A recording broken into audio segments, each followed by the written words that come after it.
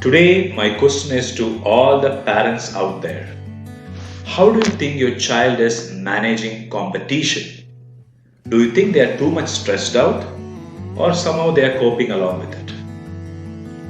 Now, with all due respect, I'm sure that most of the parents would be wondering what the answer is.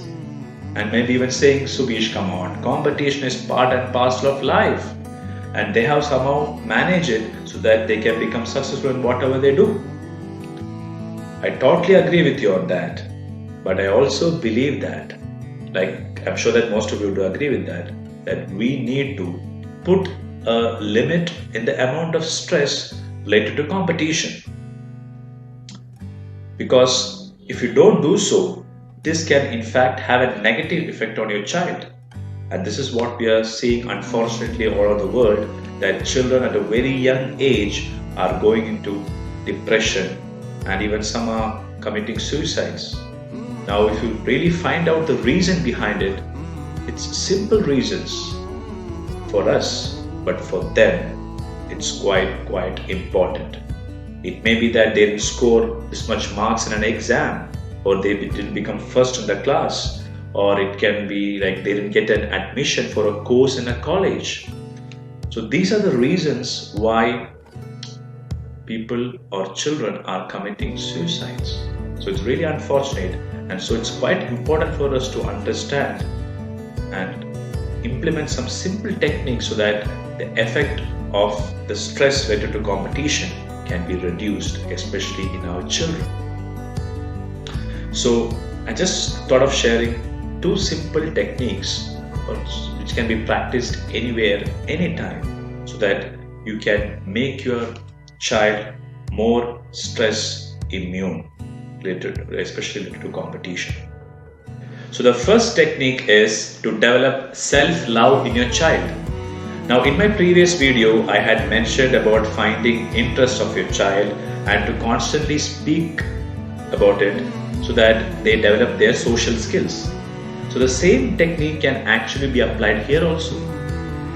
You get your child involved in their interest more and more, so that once they start doing it and enjoying it and start loving it, they start forming more confidence in them and their self-esteem really increases. And in this way, they don't get too much affected by what is going around in the world, because they know that they are capable of something.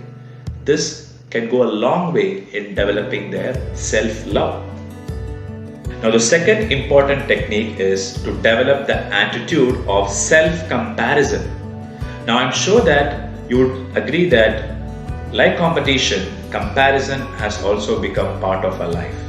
However, what type of comparison we are giving is equally important. Now, unfortunately, nowadays, we don't have too much of self-comparison. It is always comparison with your peers, especially if you take children. We compare them with their neighborhood friends, their schoolmates, their peers, and we say that, why you didn't score marks like him? Why you didn't draw, sing, dance, play, talk like him or her? So what is happening is this comparison unfortunately gets into his subconscious minds, and throughout his life he starts to live in a world of competition with others rather than with himself. Now, a simple exercise which you can do, especially for young children, is just mark their height on the wall, and after 2-3 months go ask them to go and stand, and if even for slightest improvement, acknowledge it and appreciate them for that, so they know that okay, there is an idea of self-comparison also. So this in fact can go a long way. When they grow up and go into the competition world, they feel that this is not the only way of comparison. There is a comparison method with ourselves, which is in fact the most important one for you to grow.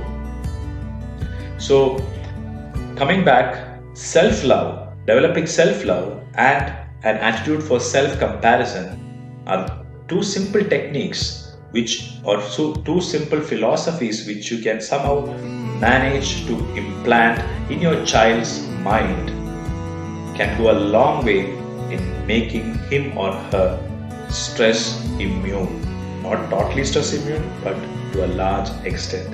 And in fact, become more successful and happy and healthier